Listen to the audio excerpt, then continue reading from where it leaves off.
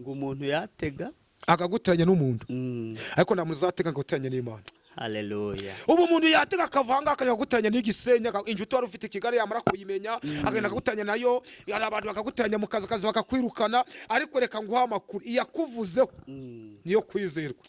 Nta muntu uzatega ngaguteranye nayo. Sibakunzi ba Concord TV show nkuko twababwiriye ko tuzajya tugenda tukabasurira abakozi b'Imana. Uyu munsi twakoze urugendo tujya mu murenge wa Cyuve mu kagari ka Rwebeya mu mudugudu wa Marantima. Twaje kureba umukozi w'Imana, n'umukozi w'Imana yitwa Leandre ariko cyane azwi ku izina rya Tsindagira.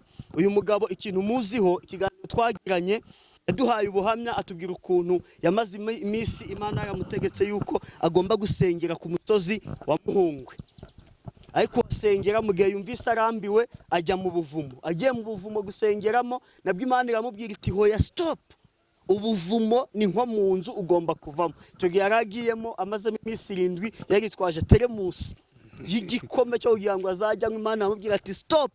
Va mu buvumo subira mu musozi wa Muhungwe kuko ariho navuze yuko ugomba kunkorera. Ikindi tumuziho yasenze Imana yari afite ibintu birahomba, yari afite moto iragenda, afite na butike ajya gusenga Imana ati Imana ndi kugusaba akazi, ndi kugusaba igishoro. Ahubwo ngo Imana muhe cya gishoro ngo acuruze, ahubwo Imana yamubwira iti do ntabwo mbiguhaye, ahubwo nguhaye impano yo gukiza abantu, nguhaye impano yo gusengera abarwayi, nguhaye impano y'ubuhanuzi. Ubwo rero twaje kugira ngo tumusure twongere tuganire twumva aho Imana igeze imukoresha, twumva ibitangaza Imana ikumukoresha muri iyi minsi, ese tunarebe nuko ameze. Icyo tubasabye rero no gutangira ikiganiro mukagitangira neza kandi mukakirangiza. Noneho twinginga abantu wewe wakoze subscribe ikiganiro gisharinge ugihereza undi muntu nawe ayikore, nawe icyumvise bwa mbere utarayikora niba ubona yuko izo tukugeza hari byiza nawe ukande subscribe ugango dushyigikire tugire umuryango mugari kuri Concord TV show. Ntabwo tuzajya tubatenguha, tuzajya tubagerera aho mwe mutabasha kugera kuko nicyo tubereyeho, kuko tubakunda. Nta mpamvu yo kugira ngo twicare hamwe tutagiye gusura abantu kugira ngo tubaganirize. Naho mukanya mukurikirane ikiganiro. Urumva ariko umuhanuzi agucanga nawe ari we wabigize mu ruhare. Ngo tugira abantu dusengera umuntu yakubwiye ati ngewe mfite icifuzo ukagisenga akubwiye ati ariko rero nigikemuka nzagushimira. Yego. Kona cyangwa ikibazo kirakemutse agahita yigendera bo turabejeje. Kandi yadukuriye mu kanwa ati mukozi w'Imana rwose ibi bintu Imana ikunyujijemo nibisohora nzagushimira. Akakuzana n'icyifuzo. Wamara kukwicamara gusuzwa akagutera umugongo. Yego. Yakubitwa n'ikindi. Kona naje gukoma kumva ragwamagaye ngo mbe nguracasenga. Rero uyura mwakira ari umuhanuzi arakwakira byihuse. Kabwa ati Imana yambye ngo n'ubutambaye 300 aho kiri bukimuke. Uyu nguyu niwe umuteye ubusamba cyane pe. Rero ngo abanguriki. Niba uyu umuhanuzi umukunze nawe mukunde nabagukunde mu gusenga. Yego. Bwicyo mvuze baracyumvisha. Umundi imbere bavuga ko ndagomba kuja kwa bamenya naco yitwaje. Kabisa. Tureke n'ibyo muri bibiri no mu muco nyarwanda. No mu muco nyarwanda kenshi niba mfashe urugendo ngo nje gusura Tsindagira nakagombye kuza inkokora zireba imbere. Yabivuga ngo nje nikoreye nge sibyo nakikuza umuntu afite iki impfukire. Noneho nawe sibyo warangiza singende utanyakiriye. Kwakira se ngo uteka amafiriti niki nakacyayi niki ako kaba karimo mugisha. None uraje umuntu uramukeneye umubyukije saa 8 z'ijoro yarasinziriye ngo nsengere kandi umurusha n'ubutunzi n'umukozi w'Imana. No n'ubuzima bwe urabuzi. Yego umukozi w'Imana Imana iguhumugisha akagenda. Urabona ngo afunanye impamvu kunze ngira ngo ndabona ari abantu barakubya bamubwaye barambura kireka baranga abandi batkanga komera ngo bora ibintu nabyo mvuga kumva umuntu yagwamagaye ngo nakubuze kandi ndamenye ngo niba wabaye baje nabo basobanurira menye ngo igenda mwitabye ari abandi ndi kwakira. Yego ngira umugisha ngamwumva umuntu mwati ngugura amamega y'ukwezi ngo ayibumbi 20 ugura amamega uzafasha abandi bantu abo mbasabira umugisha kandi uzamenye burango umuntu ukure kuriye Elisa yagwamagarira hose wamwitaba cyane. kaba yakubereye Simoni ikiganiro nashatse ngo dukome urusyo dukome n'ingasire aba yakubereye Simoni cyane buriya Yesu uribuka ko Yesu agiye kumubamba Simoni w'umunyakorini yamwakiye iki umusaraba buriya Yesu amaze kuzuka nda cyifuzo cya Simoni atigeze asengera ko Simoni yaramuhamagaraga bati Yesu akibuka ko yamwakiye ku musaraba yego noneho tureke n'ikindi akiriho azura Lazaro kuko yari inshuti na Lazaro na Mariya na Marita n'ubundi agerayo kuko bari inshuti cyane bituma Agera yageze amenya biko Lazaro yagize ute yapfuye nubwo we bamutumye arabyibagirwa kujyayo ariko kugera kuko bari inshuti byatunagiye buri ari ikiganiro mbese ukorana na David njye akikireba nagiye kora kuri telefone nari njyamye nsanganyirije 2,000 Imana imuhumugisha kabisa reka ngubwize ukuri uyu muntu nabanya kuri telefone ndibutse ngiye ahantu numva namabwiye ngo nakoresha igube ngo ngiye kubona ikiganiro cyango cyamfashije nese ngo rezikiro cy'isukari ni ukuri kw'Imana namwatuye kuko ndiyigeza amamagara we akireba inomero Yezo avuga ati uyu muntu akuriye isukari ashira 2,000 by'isukari yamamagaye impamvu atese message ndabwo asese urinde ati ndamusana ndabwo asese wambaye 2,000 nabandi mani kumbera mugihe suko ayo mafaranga nenda yafite cyangwa se ngo mvuge ngo arabambaye arenzeho ariko wenda kubwiza uko ndago yigeza amamagara wakicumva ikibwirizo akicumva yazavuga ati umuvuga butumwa buri ari umuntu gushikira amavuta akumbureka ngubwe umuntu gushikira amavuta ndakubwiza ukuri yo musenganye nibyari bishwe mu itaka urabifungura ni ukuri Bibiri tubwira ko abahanuzi bagezwa no kwa Sara yego tubagarukeho abandi bagaragaye ndi babagaburire bakavuye bakunga umuyiki y'umukungu ngari ko Aburahamu agira yishurirwa avuga ate kukibamba nurira umwana simubone bipfira he amenya yuko nugo bahanura bagira nyuma bakoikeza hiki umuvumo barabagaburira undi ahita akimara guhaka cyane etaje muri rambuye ngo mvike Imana ibwije mu gihe ngiki uzabukikiye umwana Sara kuko yaramenyeye abahanuzi avuga ati oya muravangiwe niyamenya amavuta ahaturutse ariko Aburahamu yaramenya ahandi amavuta agize ute aturutse harababwira ngo niba mutazi babagira iki kandi ngo yababagiye ikimasa kitagira iniki sikana murusha ko gwa amafaranga y'indica ndikize kugira ngo kwakina na Yesu nukuri abantu bajye hari ibintu bibaho bizamura amavuta y'abantu nukuri kw'Imana none reka nkubaze umaze iminsi 3 uri mu masengesho utaryo utanga kandi umuntu nawe azi yuko ari uri gusengera urumva none nubwo abatari uri gusengera ari nigi bijamo mu biziranyo akakubira ati mfite kibavuga ati ugategereza kazavuga ngo ngiri nitiki uwo muntu koko uzamusengera wumva biragoye pe ubwa mbere urasenga ariko ubwa kabiri ucikendeke nuko turi abantu kandi none niba umuntu amamaga akambwira ati tsinaga ngiye ngo ringwa 10,000 mfasha gusenga ndago uyu muntu azagwamwa akakubure rwose pe abantu babyumve neza ntago turi gusaba ibiguzi ntabwo ari ibiguzi ariko bagomba gushigikira ariko mu muco nyarwanda umuntu wese abagomba gushyigikira uwakeneye niba ukeneye umuntu ukanamenya ngo ntabwo ndagenda imbokoboko njya kuvuga akira aho ngaho ugasanga umuntu agiye kubya ngo ngwino ngo akagenda kugiye gusingira umuntu ugasanga umuntu yagutekeye ingoko n'ifiriti yego waje gukora ya ngoko ugasanga itwaye 20,000 yaje guherekeza akaguha 2,000 byatike kandi rango kagugabiriye we n'umwana we n'umugore we umuyiriyeho cyo ntago bari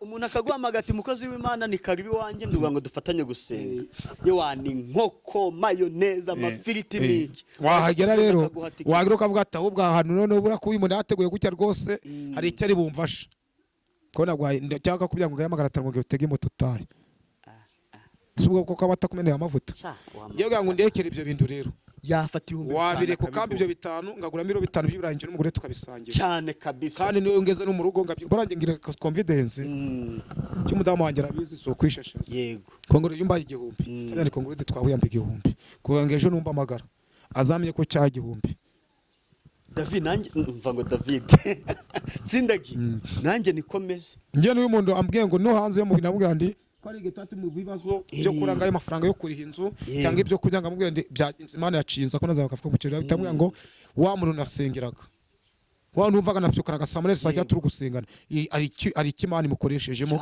akagafuka k'umukino ukanguriye rero niyo wamabagara saa sita umugore arambye ati byuka wamunera kugushaka aho ari igihe usenga umugabo ati rukunza kuriza kuko ndacyo nta nyungu ariko ubona iri kwinjira nuseka nkubaze niba ari umuntu utarigeze kugirira neza waratewe ntiyagutabara ubu madama arabizi ko umuntu atagutabara bakubyusa saa 8 z'ijoro madama akemera kubyuka yego njye ari igihe mbyuka kute n'umuhamagaro mfite ariko noneho Ariko none abana bo baje badushigikira n'ingo baje badushigikire n'ingo bamenye ko dufite ingo yego bamenye ko dufite abana rero niba uyu munsi umpamagaye ngo ninzi wawe menya ngo kusaba akakiyede bari bakamba yego nabyo baje bakigira uti nibo batunuka Imana abenshi bavuga ngo abahanuzi batubuye nibo batuma dutubura nukuri kinanye gigarukiye kuko abahanuzi ndimo bavuga batumwa ndimo nibo bacuba bura reka nguye umuhamagaye ukayitumbwira ati mukozi Imana umeze gute nuko waza ngo ubuzima bwawe akakubaza ubuzima bwawe bumeze gute ati mwiko nimeze gute agakumva yamara kuvuga ingunga agiye kugutera ariko uyu munsi umbwiye ngo uri muzi y'ikode yishura ngakubya na rugenye yishura inzu 180 ugahita ati ngukanda kanyeye 100 wishura inzu nukuri kumara niyo wambwiye ngo umurwayi wawe ari hehe nukuri kw'Imana naho nuko kugusenga barabici ngo busaza butabara buciye saa 8 nabyuka ngaje kukuzengurukira aho bidakwiriye cyane kuko nawe ubufite n'icyo uri kwibutsa cyane ariko rega n'umuhanuzi bahanu bura arigiye umuntu akubwira ngo Imana ngiye guhaye ibyo kurya kumbe uyu muhanuzi avuga ngo kandi inzu yawe irimo ibyo kurya ahubwo nizi uzahare aguhanuriye akushingiye amaraga mutima gize ute afite yego nukuri babyumva turi gusaba ndituruko ariko baje bashigikira amavuta y'abahanuzi navuze ngo dukome urusyo dukome n'iki n'ingasire tuvuga ngo abahanuzi inengo baravangiye none barakubwira ngo mwahere ubuntu ngo ariko ngo ni mwahere ubuntu ibaza ko umuntu akubwiye iryo ngo nsengere kuko mwahere ubuntu nibyo twaye ubuntu none se eka nkubaza niba reka dufate umuntu wishyuriwe wizi akaba afite diplome akaba arishyuriwe na leta yimuhaye akazi kwimwishyura kwimuhemba kwitavuga ngo nyine ngo wishyuriwe na leta ti nawe nyine yikorere ariko bagira bakura yo kwishyura niba arigiye kuri buruse y'inguzanyo ariko nabo bigiye kuri buruse ziri free ntabwo bavango nawe ngo wigiye ku buntu noneho ngo jya muri kariya kazi ntabwo uzajya uhembwa nawe impano warayihawe ko hari uburyo none se niba ndi hano Musanze nkajya gusengera umuntu cyanika uratega none ngo ugende n'amaguru ngo kohere ubuntu ngo ntanatikarago none ikindi akakubwira ngo iyo mukorera ngo izabahemba ndakambabwira Imana ikorera muri mwe yego ikorera muri mwe nzarinda gupfa Imana ndayibonye muri ngo ubone nzayibonera mu bwoko bwayo nukuri buriya ngo by'abantu ibintu byacu biri mu bantu kongo wize Imana kabya ngo nzaguha akazi akarere kagutekeza ngo akaguhamagara yego wapfa niyo diplome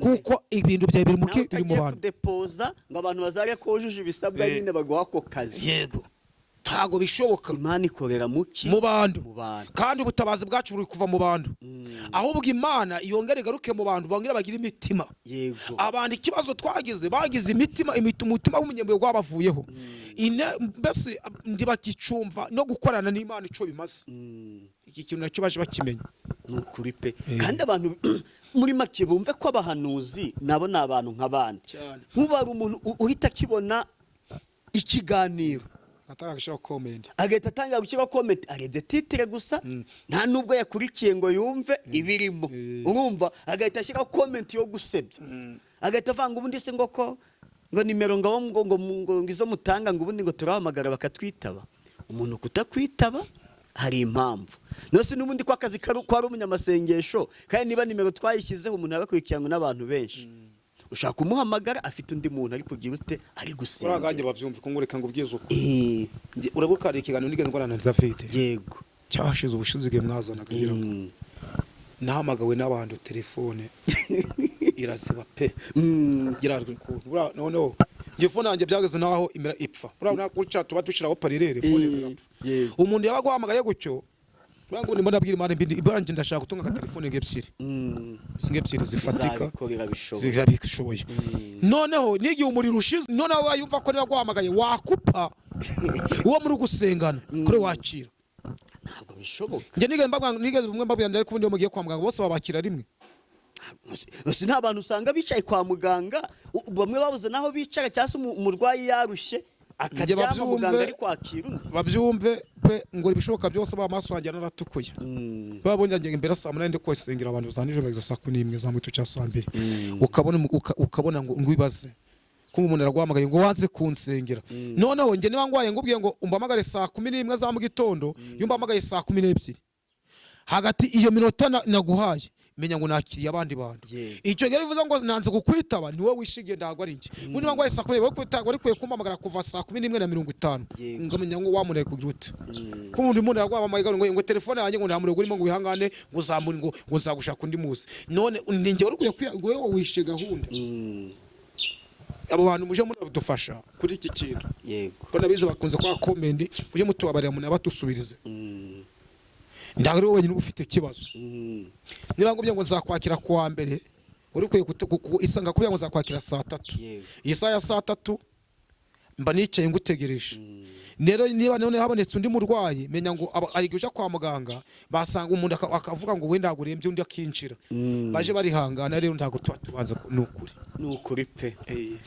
kandi twese Imana duhumugisha nukuri ku Imana ngo kubana kwabo kwera barahugurana ngo be kugwa mu cyaha ahubwo babone amahoro tuvuga ngo twese duhugurane hagati y'abakenera umuhanuzi ndetse n'iki n'umuhanuzi sibyo kuko Imana iguhumugisha kandi twizere ko ndabo dushitaje ntawe pe abo dusitaje ntawe dutanze urugero ku muntu wamaze kumva ikiganiro pe uko bambivuze abenshi barabikora bakayamba bakarwose pe bakamya ngo twafashijwe twagize ariko uyu muntu we yarandunguye pe ko akicyumva we yakaza kanye ni ukuri ko Imana yarandunguye ko yanababagaye mu gitondo yego cyokoza namfata umwanya wo kumuzabwira Imana kwagurira imbago n'ukuri sawa mbeka tujye mu ijambo ry'Imana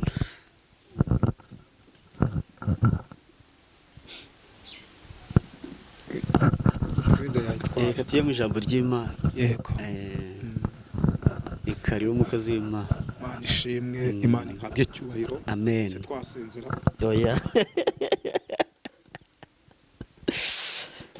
ntago twasenze ariko nubundi Imana ibiri mu ruhande rwacu ijambo ryabwe ngo tutwabumbura kanwa yego ibizi byo dukeneye nicyo nyikundira itureberera kandi katugerera naho twebwe tutagize ute tutagerera turagushimye Yesu uri Imana nziza uri Imana yo kwizerwa uri Imana yo kwiringirwa turakwinginze ngo ubane natwe muri aya masaha kandi ineza yawe tugumeho umuco wawe tugumeho iki kiganiro turimo buhure imitima ya benshi amarembo afunguke mu izina ryawe Yesu Kristo marayika ushinzwe kuhora bohora abarwayi abacitse indege ubagarurire mu nzira bakomereza amaboko abasuye inyuma ubagarurira agakiza kandi uri Imana itanga agakiza mu miryango tuvuka muri yo twashakiyemo habwa icyubahiro turakwinginze kuko uri umubyeyi mwiza uri umufasha utabura kuboneka mu byago no mu makuba ineza yawe tugumeho rero nanjye tsindagira amavuta yabangumeho umuco wawe ndasire unzika amavuta y'igikundiro mu izina rya Yesu amen yego soma ijambo ry'Imana muri iminsi ndi kuyana muri Zaburi 139 yego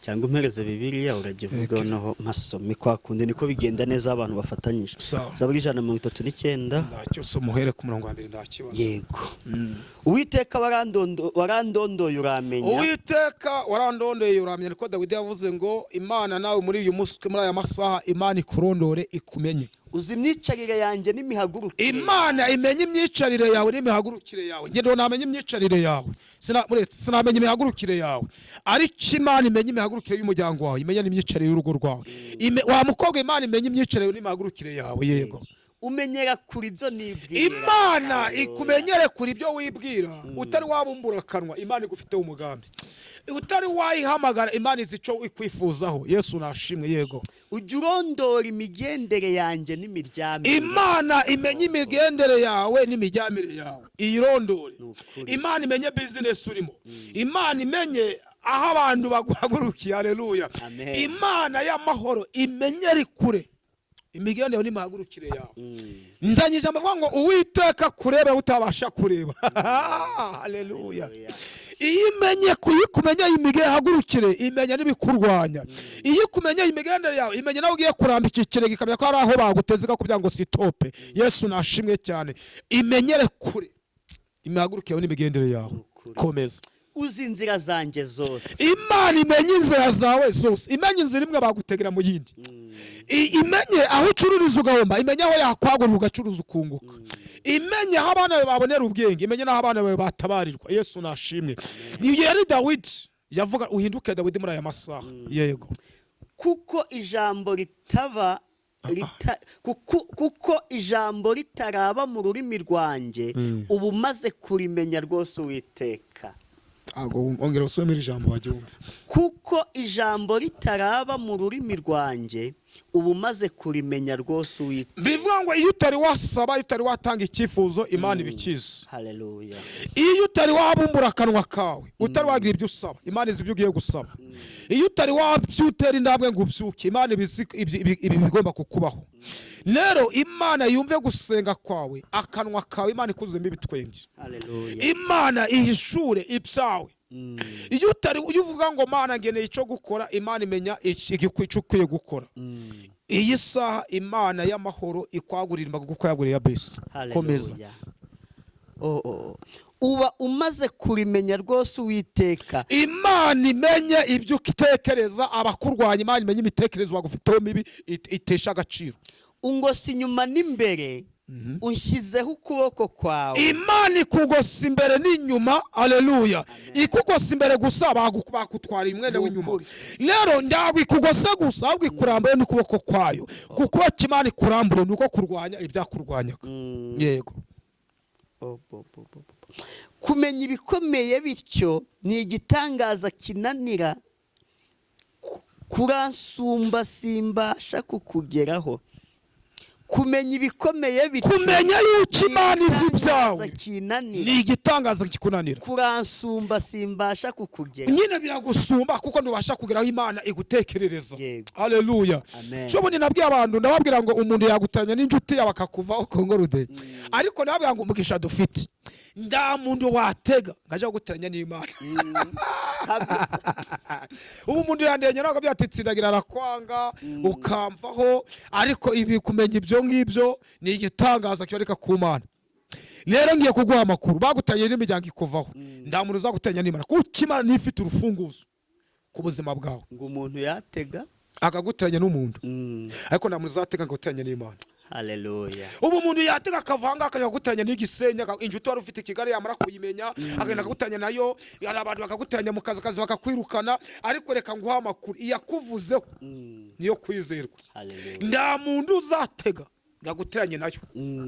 Hari abagubwira ngo bakaza bakagusura, mwamara kuganira ati kongorede turi inshuti, ati ni inshuti yaje magara, iyo mfite ico ngene kongorode arakimba, bagita bati impamvu atakimba agiyatsindagira. Dufite abantu bameze guco n'abahanuzi, agenda akaguteranya n'inshuti yawe, inshuti kakuvaho, ariko reka ngo amakuru inshuti ny'umumaro Yesu yaguhaye, Yesu agiye kuyikugarukira. Haleluya. Yesu ayikugarurira kuko imenya ibyo utekereza utari wavuga.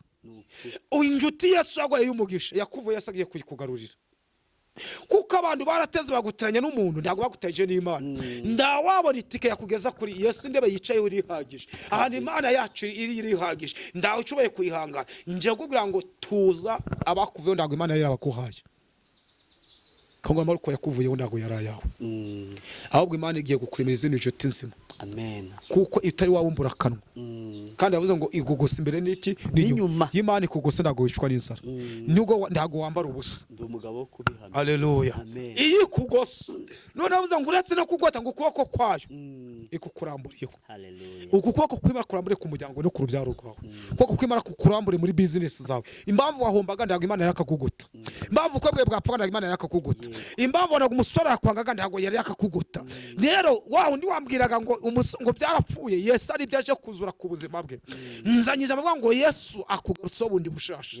Kandi abantu nibo baguteranyije n'abantu, ntabwo baguteje n'Imana.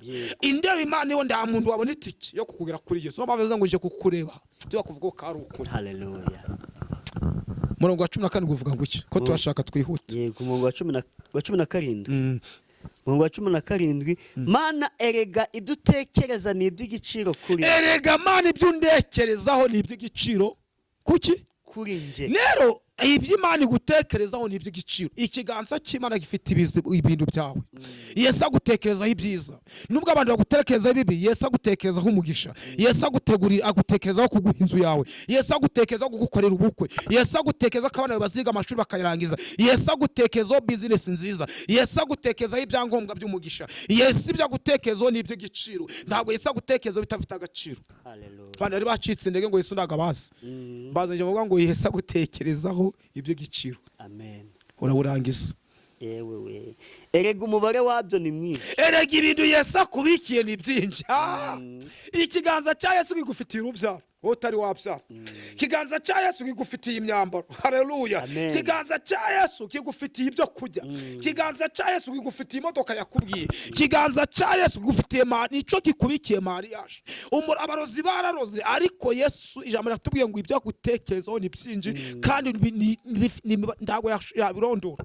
Haleluya. Rero nje kubwira ngo humura, Yesu nugufitiye ubuzima, Yesu nugufitiye umuryango, Yesu nugufitiye ibyo ubona wabuze, Yesu arabikubikiye. Yesu tungiye kubwira ngo nje kuguhuza na Yesu. Wamukora wicika indega, abasore bagenda ntabwo arabawe. Nuramuhanuzi, urababwiye ngo umusore aragenda nuwe, Yesu agiye kumukorera kumuzanira uwe. Kuko ndago barangiye. Guza byabanaga amapatara aracari y'abasore.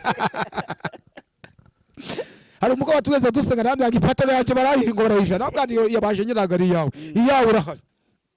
Rero ijambo ratubwira ngo Yesu adufiteho siko bitubwira. Yego. Usurimo mu 17. Mu 17. Mana erega ibyo utekereza ni iby'igiciro kuri. Erega iby'Imana igutekerezaho ni iby'igiciro kuri wowe. Yego. Komeza. Erega umubare wabyo ni mwinshi. Erega umubare wabyo ni mwinshi. Nabibara biruta umusenyi ubwinshi. Niyo nabibara biruta umusenyi mwinshi. Iyo nkangutse turacyari kumwe. Iyo nanjyamye nganakanguka nsanga Imana yacu tugize ute tukiri kumwe. Ndabwo iyo usinziri kugumaho. Iyo uri mu modoka ibiri kumwe nayo. Iyo barozi bakuraga iyo ibiri kumwe nawe. Haleluya. Iyo bakugambaniye mu kazi Imana iri kumwe nawe. Nakubwiye ngo abantu bakugambanira mu bandi ariko ndabuza kugambanira ku Imana. Imana ni ifite urufunguzo ku buzima bwawe. Wa mukobwa wihangane, wa mubyeyi wihangane. Abantu wubatse urugo bavuga ngo ruzahirima ariko urugo rusaziyemo. Barakubwira ngo ndago uzabyaremo kuko iyo bakugambaniye Yesu wamenye ibyo bakugambaniyeho. Ko yavuze ngo menyera kure ibyo bakugambiriraho. Mfata imigambi y'incakoraga utenga yubika. Hari ibintu Imana igiye kubika ku buzima bwawe. Wewe hundeze amatwi rero. Iyo uryamye Yesu yaravuze ngo sinajyama mwashira. Turyamye nakajyama umubu wakwica. Hawo imbaraga sayaje mu kanwa ugapfa. Haleluya. Hari ibintu Yesu yakangaye usinziriye. Naya masari ibintu Yesu agiye gukangara. Ku bana bari byo Yesu agiye gukangara. Muri famille bari byo Yesu agiye gukangara. Mu kazi kari byo Yesu agiye gukangara. Numvishe ijwi rimwe ngo humura Imana iri kumwe nawe. Ikugosa imbere n'iki n'inyuma. Uretse no kugugota ukuboko kuyiteka kuri ku buzima bwawe no ku muryango wawe. Imbabazi z'Imana ziracari ku buzima bwawe. Ndabwira wewe wari wihebye. Yesu aje kongera kukugota imbere n'inyuma. Abantu bakuve Yesu aracakuriwe kandi Yesu agwamagara yajimbaboko. Mbonye Imana ifunguye imigisha yawe. Mbonye Imana ifunguye password ku buzima bwawe. Ingendo zawe zarafunze. Yesu aje kongera kumborokora urugendo rwawe. Ibintu byawe byari byaranyazwe Yesu arabikugaruriye. Ndagaciro ibintu byawe bifite kuko Yesu agugosa imbere n'inyuma. Ibintu byawe ugiye koga gucuruza byemere. Imana igiye koga kugusubiza mu kazi. Waragambaniwe mu kazi Yesu arabyemera. Ugasohokamo ryari ishuri. Yesu agukuye mu ishuri wari urimo agiye gusubiza mu kazi. Umaze iminsi udepoza bikanga. Yesu agiye kuguheza kudepoza bakagute bikemera. Wa mukobwa yabarakubisinya vuga ngo ndago bize. Yesu akugosa imbere n'iki n'inyuma. Kandi Uwiteka ikiganza kirimo abasore benshi. Giye guza n'umugisha wawe. Giye kwakira ubutabazi. Giye kwakira uburinzi. Ugiye kwakira uburwayi bwawe bwarananiye ku buzima bwawe. Yesu agiye kugukiza mu izina rya Yesu. Niba wari wihebye uri mu kwa muganga ngira kwizera kuko Yesu agiye kukuvura. Wewe wari umaze iminsi miremire ubyama ndusinzire Yesu agiye guha ibitutsi. Wari umaze iminsi uvuga ngo ndacerekezo cyo gusama. Ni ukuri kwiyamamaga bigiye kubona urubyara. Imana igiye gufungura ubugisha wawe. Mbonye Imana ifunguye amateka ku buzima bwawe. Mbonye Imana igukuyeho igisuzuguriro kuko ijambo rivuga ngo itugosa imbere n'iki n'inyuma. Kandi kuko kw'Imana kubanguriye ubuzima bwawe. Mwace neza ijambo ry'Imana. Imana ikumaze bane namwe. Uwiteka abashigikire. Wa mukobwa yegera kwizera, wa mugabo yegera kwizera, wabyeyi yegera kwizera, mucuzo yegera kwizera. Wari ufite diplome yari maze igihe kirekire. Iyo prime yawe umaze imyaka 2 yibitse. Yesu kakugosa imbere nyuma agiye kugufungurira amarembo. Amen. Ngwifurije amahoro y'Imana, ngwifuza ubutabazi bututse kuki ku Mana. Imana ishimwe. ndizera ko nawe ufashishwa. Umva. Haleluya. Uwiteka ngo simbere akugose ndanuka kugose wenyine n'umuryango wawe n'urubyaro rwawe na business zawe ngeraho nkurikije ukuntu nyine amfashe neza. Haleluya. Nta nubwo ari imbere n'inyuma gusa n'iburyo n'ibumoso. Oya mbese n'urugero yatanga kugira ngo kubwire ngo ubundi iyo umuntu agiye kukurwanya akuguturuka inyuma yadaguturutse inyuma guturuka imbere niyo umujura agiye kukwiba aturuka inyuma ngeraho niyongeraho ko ngo se n'iburyo n'ibumoso mbese wiyaturireho ibyiza cyane. uzabwira abantu ngo bundi ari confiance wihanurira uvuga ngo uyu mwaka kabisa mbanuye yuko nzashaka. Kwizera kurarema akandi akanwa kacu kararema. Iyo twatuye ibyiza turabibona, niyo twatuye ibibi biraboneka. Ariko abantu badukurikiye tubatureho ibyiza. Ngiye baturiyeho amafaranga k'abantu benshi bari mu bushomeri, batuyeho n'akazi k'umugisha. Kindi baturiyeho uburame kuko Imana itagwaye uburame, ayo mafaranga ndaguwaya cyane. Kindi mbwiye abarwayi mu nguri Imana igiye kubakiza. Mwari mwamaze kwiheba nuko Imana muhumure Yesu akiye kugota imbande zose. Amen. Kandi yababwiye ngo mutari mwabumbura kanwa tutari twagira ico tumbaturiraho. Yesu we yabaturiye biruta ibyo mbaturiyeho. Mwakira ubutabazi mu izina rya Yesu. Amen. Mwanzi w'ibihe na amasaha. Ntabwo twakora ikiganiro kimara amasaha 2. Undi abantu bakiriye abakaramba. Bahera hambirwa. Ariko buri wese icyo yacyakiriye. Yakiriye. Reka tugane ku musozo. Imana ishimwe. Nundi turagusaba utange nimero yawe. Kuko akamaro ka cano ni ukugira ngo tubagerere aho mutabasha kugera. Iki kiganiro kizakwikirwa n'abantu bari hirya no hino, nyine utabasha kugera handi Musanze tukigukorera ku mukozi w'Imana yamuhamagara bakagira uko baganira. Ni karibu 07 0788 61 49 16. Dusubiremo 0788 61 49 16. Iyi nomero bakuri WhatsApp amanwa na nijoro biriho. Kandi Imana y'amahoro ibaho umugesha mwe mutukurikiranya hirya no hino abagisinze mu bihugu byo hanze, ukuboko kw'Imana kubagote. Ijambo ry'Imana avuze ngo Yesu atanze amahoro umuntu araryama akagira ute agasinzira. Rero mwese Imana bane namwe abari mu kazi, abari mu mamodoka, abari mu ngendo hirya no hino, mbaturiyeho uburinzi, mbaturiyeho ubutabazi mu izina rya Yesu. Abanyeshuri bari gukora ibizame mbaturiyeho gutsinda. Ndimo nsenga ngo Imana abanyeshuri Imana baha ubwenge kandi pe Uwiteka abagurira imbago Imana bakomereza amaboko mu izina rya Yesu. Kadusoze n'isengesho. Turagushimye Uwiteka ko utubwiye ngo tugose imbere n'inyuma kandi kuko turamburiyeho. Turagushimye kuko ari byo ugiye kwigezayo. Ndaga umuntu ugiye imbere akorwa n'isoni, ugiye inyuma ndagakorwa n'isoni. Turagushimye kuko si ubwoko bwa imbere n'inyuma abarwayi ko bugiye kubakiza mu izina rya Yesu. Ari abantu ugiye kuko tubishurira amadeni, ari abantu ugiye kuko ubashiraho ubutabazi. Uko tugose ugiye gutanga ibyo kurya, ugiye gutanga imyambaro, bari babuze icyerekezo ugiye kubaha icyerekezo mu izina rya Yesu. Ndagushimye yuko uri Imana igiye guhindura ibihe, ugiye guhindura ku buzima bwacu. Ndagushimye yuko uri Imana ikuri umuntu muri kubera ukamukarabya ukamusiga. Hari abantu ugiye gukuraho igisuzuguriro. Ndagushimye Kristo abarwayi ugiye gukiza. Ndagushimye ko abakobwa ugiye gukorera ubukwe. Ndagushimye ko ababyeyi ugiye guha urubyaro. Ndagushimye kuko hari imigozi ugiye guca mu izina ryawe Yesu Kristo. Bwoko bwawe bane nabo baturiyeho uburinzi, baturiyeho ubutabazi, neza yegume ku muryango yabo mu izina ryawe Yesu Kristo. Amen. Amen. Amen. Amen.